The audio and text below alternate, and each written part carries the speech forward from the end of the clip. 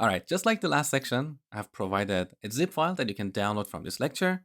And in this zip file, we've got some boilerplate code that we're going to use throughout this section. So let's go to the voter component. This is the voter component that we wrote unit tests for in the last section. Now in this section, we're going to write integration tests for this component. So let's go to the spec file. All right, and before each block, we need to create an instance of our voter component.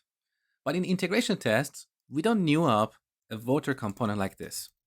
This is for writing unit tests.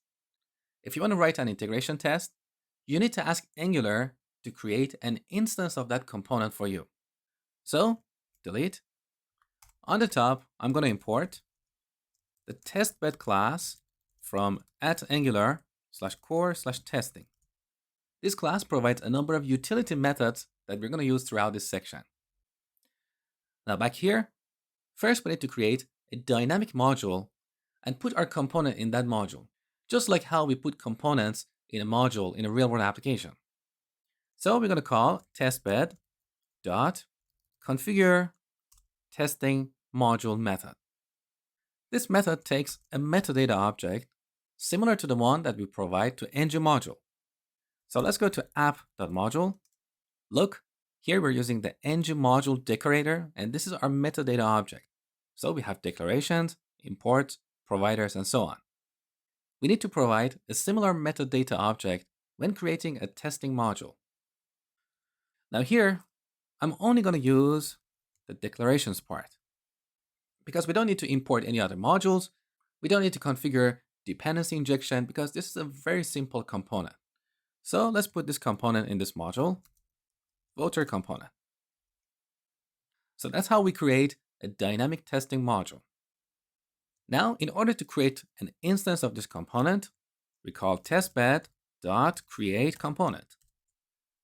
Now, the argument to this method is the type of our component. So, voter component. Now, look at the return type of this method. It doesn't return an instance of the component. It returns a component fixture, which is a generic class. And you can see the generic argument here is voter component. So this component fixture is a wrapper around our component instance. With that, we can get access to both the component instance as well as its template. You're going to see that in a second. So I'm going to go on the top and import another class from our testing module. It's called component fixture. Now I'm going to declare a couple of variables. One is component, which is of type voter component, and fixture, which is of type component fixture of voter component. Now let's initialize these variables. So back here in the before each block, I'm going to set the fixture. And then from fixture, we can get the component instance. So we can set it here. Now this fixture also has another property called native element, which returns an HTML element, which is the root DOM element for this component's template.